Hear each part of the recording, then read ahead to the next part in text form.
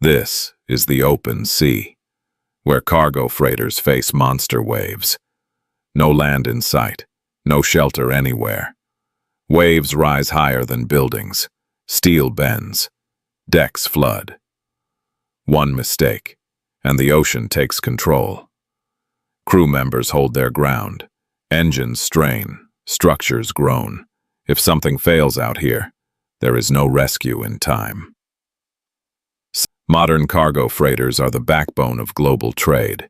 Every day, thousands of these vessels move across the world's oceans, carrying food, fuel, machinery, and raw materials between continents.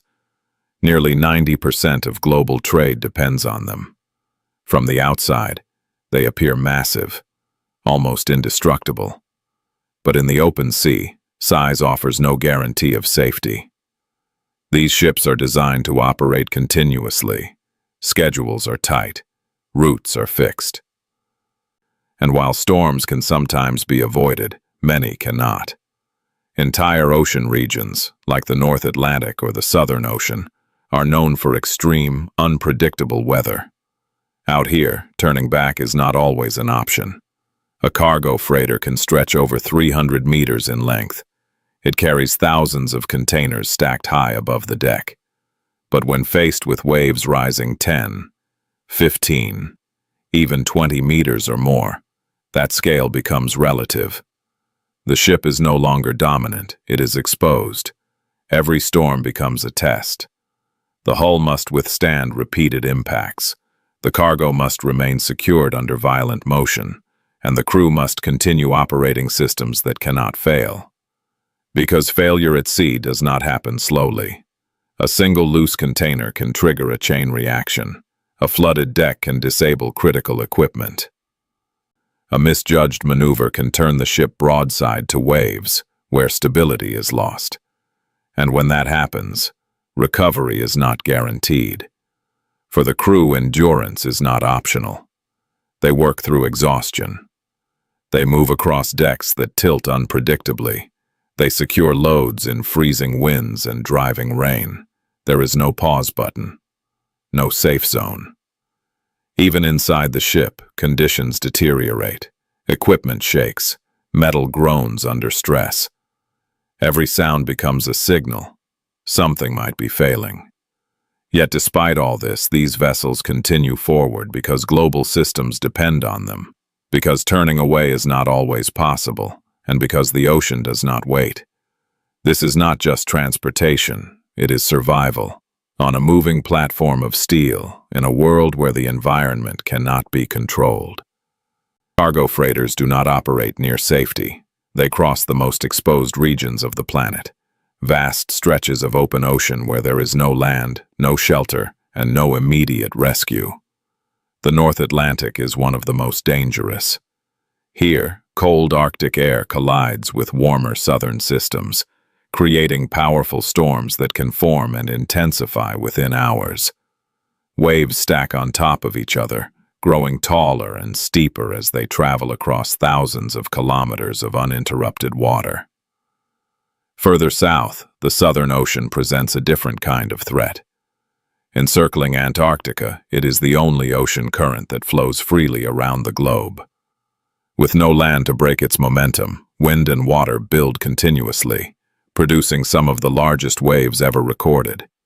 Ships here face long, rolling swells combined with sudden chaotic peaks.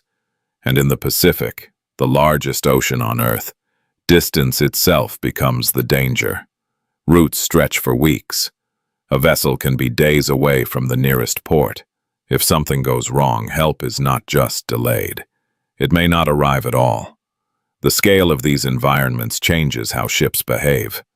A cargo freighter may weigh over 200,000 tons, but it is still at the mercy of wave patterns that can extend for kilometers.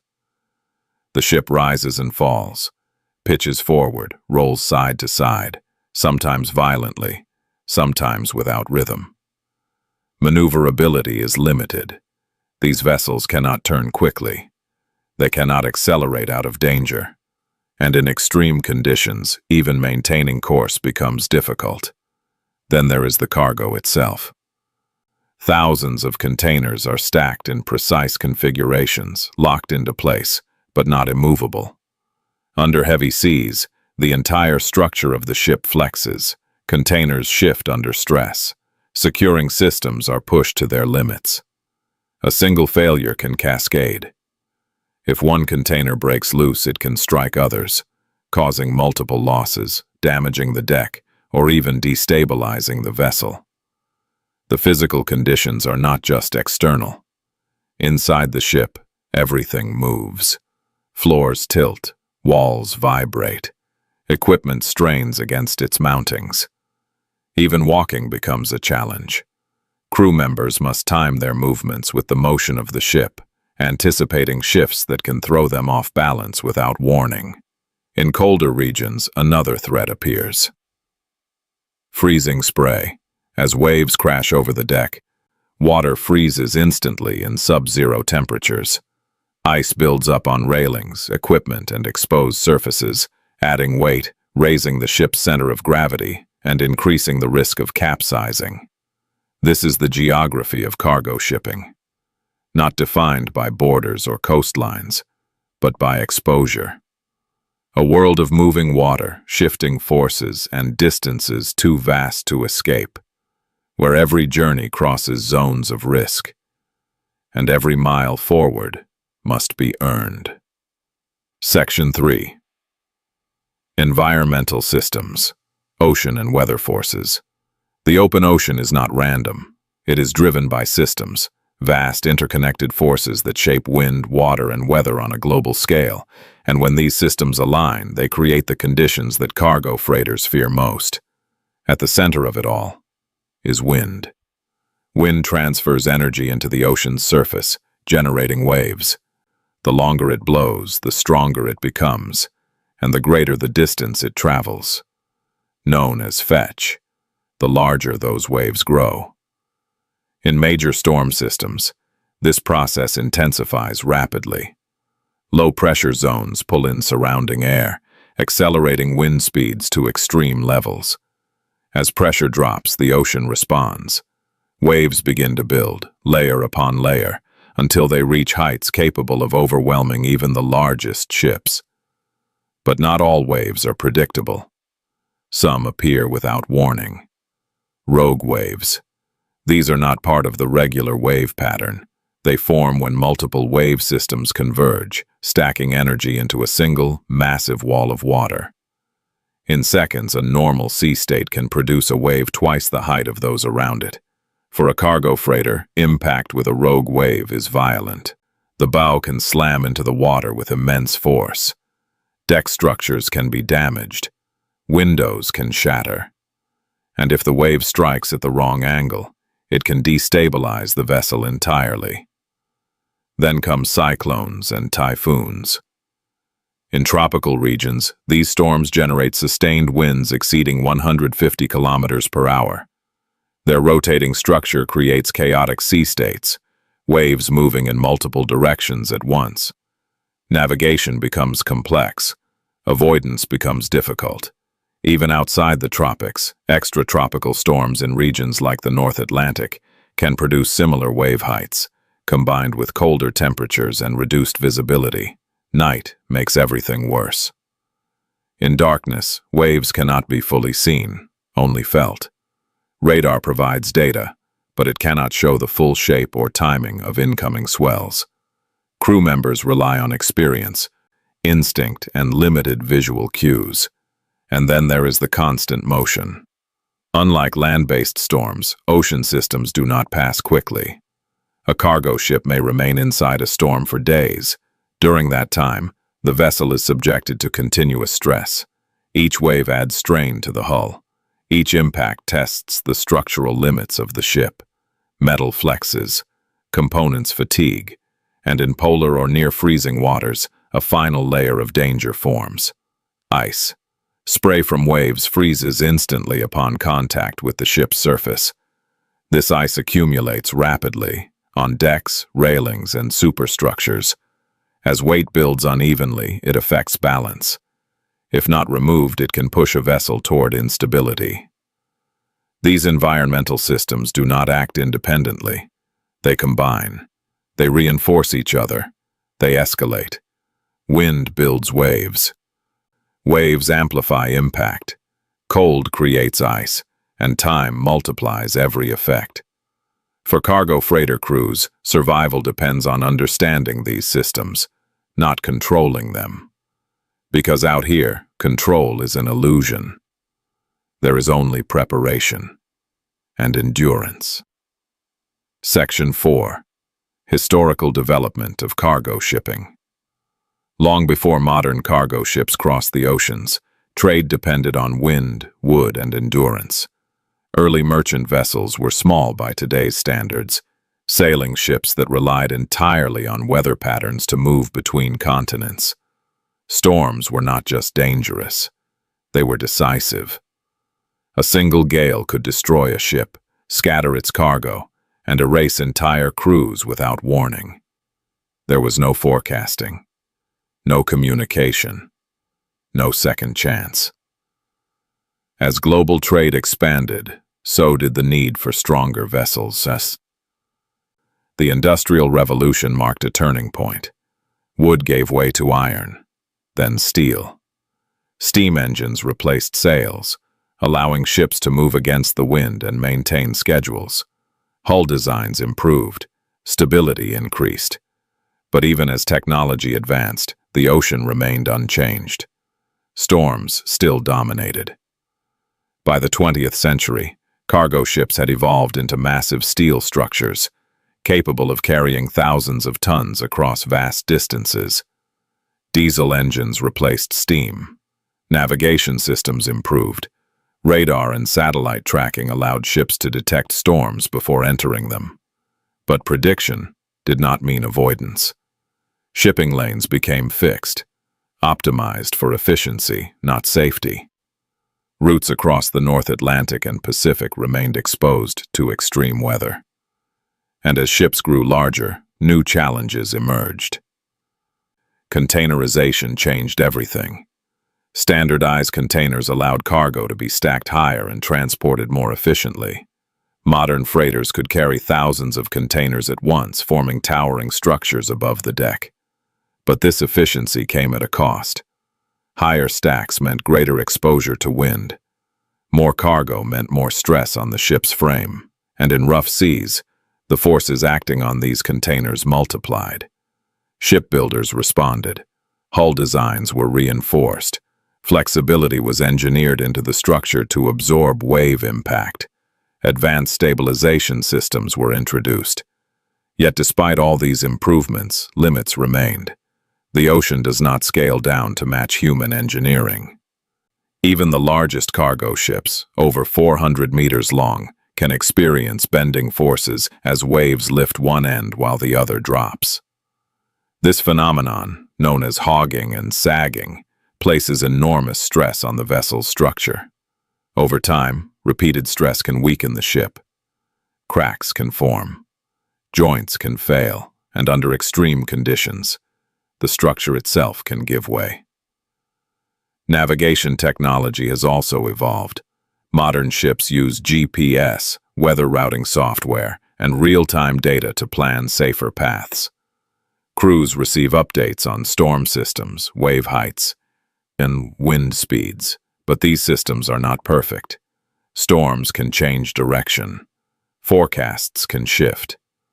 And once a ship is committed to a route, altering course is not always possible without risking greater danger. So despite centuries of progress, one truth remains. Cargo shipping is still a confrontation with nature. Steel has replaced wood. Engines have replaced sails. But the challenge is the same. To cross an environment that cannot be controlled, only endured. Section 5. Real incidents and disasters. For cargo freighter crews, the danger is not theoretical. It has happened, again and again. Ships built to withstand the ocean have failed under its pressure. Crews trained for extreme conditions have been overwhelmed. And in many cases, the line between survival and disaster has been measured in minutes. In 2015, the U.S. flagged cargo ship SSL Faro sailed directly into Hurricane Joaquin. Despite warnings, the vessel continued on its route through the Bahamas. As the storm intensified, wind speeds exceeded 200 kilometers per hour. Waves rose to catastrophic heights. Communication from the ship became fragmented, reports of flooding, loss of propulsion, and a growing list to starboard. Then, silence. All 33 crew members were lost. Investigations later revealed that the ship had encountered conditions far beyond its limits. The storm's rapid intensification, combined with mechanical failure, left the crew with no way out. It remains one of the deadliest U.S. maritime disasters in modern history. But not all incidents end in total loss. In 2007, the container ship MSC Napoli suffered catastrophic structural damage during a violent storm in the English Channel. The hull began to crack under stress. Water entered the vessel. The crew was forced to abandon ship as conditions worsened. The ship was later deliberately grounded to prevent sinking, but not before hundreds of containers were lost to the sea. The damage was not caused by a single wave, but by repeated stress over time. In 1998, the APL China encountered a severe Pacific storm. Waves struck with relentless force. Over 400 containers were torn from the deck, lost to the ocean in a matter of hours. The cargo included vehicles, equipment, and hazardous materials. The ship survived, but the losses highlighted how quickly stability can be compromised. Each container weighs several tons. When they begin to move, the ship itself is at risk. Then there is the case of the MV Derbyshire, lost in 1980 during Typhoon Orchid. The vessel was a massive bulk carrier, considered strong, modern, and capable. Yet it disappeared without sending a distress signal. All 44 crew members were lost. Years later, investigations suggested that extreme waves overwhelmed the ship, possibly causing structural failure in the forward section. The speed and force of the event left no time for response. It was not a gradual failure, it was sudden and total. In 2013, another modern vessel, the MOL Comfort, broke apart in the Indian Ocean. The ship fractured mid-body, splitting into two sections before eventually sinking. While all crew were rescued, the incident raised serious concerns about structural limits in large container ships.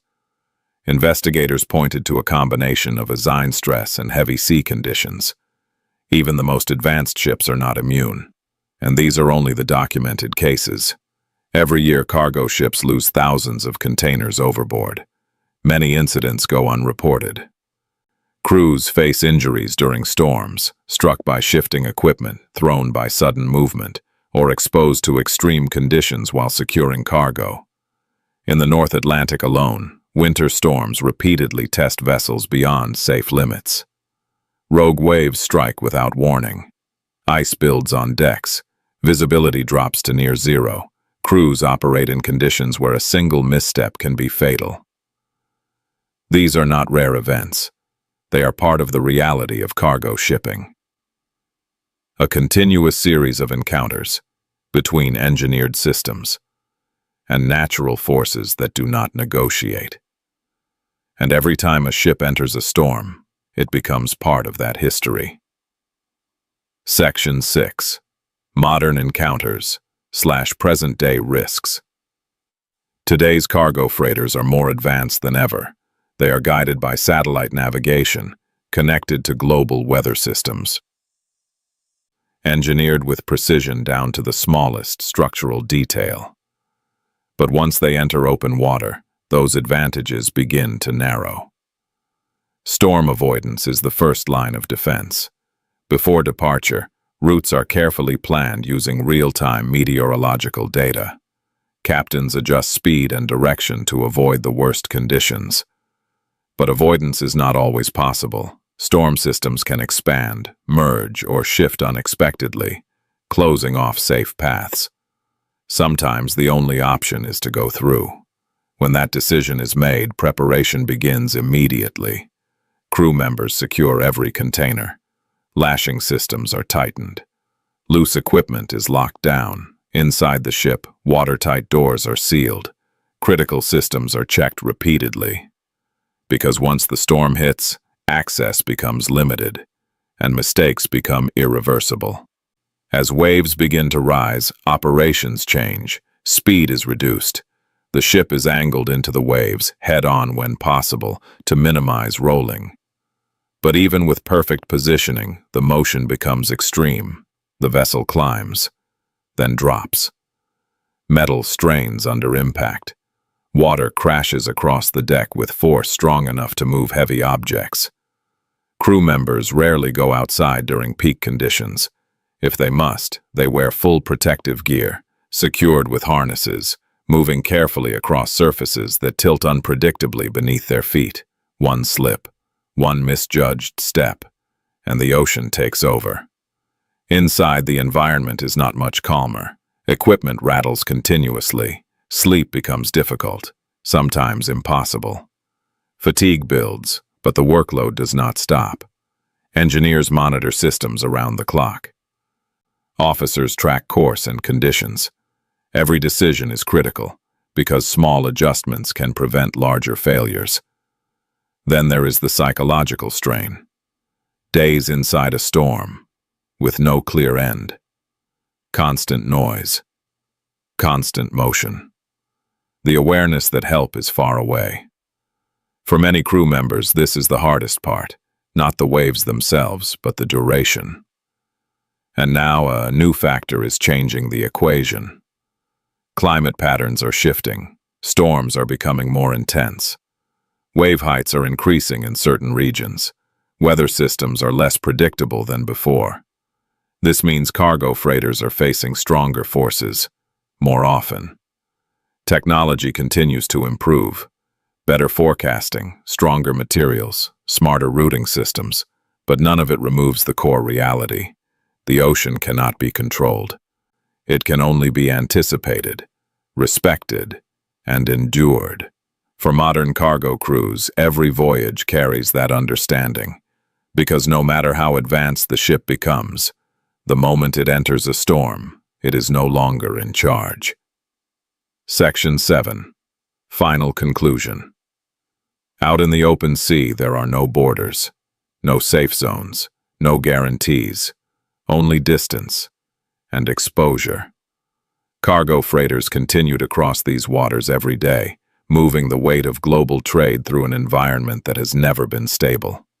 They are engineered to endure, designed to survive, but not to dominate. Because the ocean does not recognize design, it does not respond to intention, it acts on its own terms.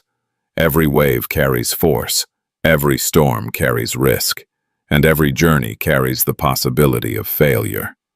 For the crews, survival is not defined by strength alone. It is discipline, precision, experience earned through repetition and risk. They read the sea, they adjust, they endure, and when the storm passes, they continue. Because stopping is not always an option. This is the silent reality behind global shipping, a system that depends on movement through danger, unseen by most, unnoticed by many, but always there. Ships crossing empty horizons, crews holding position against forces that cannot be resisted, only survived. In the end, the balance is clear. Steel may carry them forward, but the ocean decides how far they go.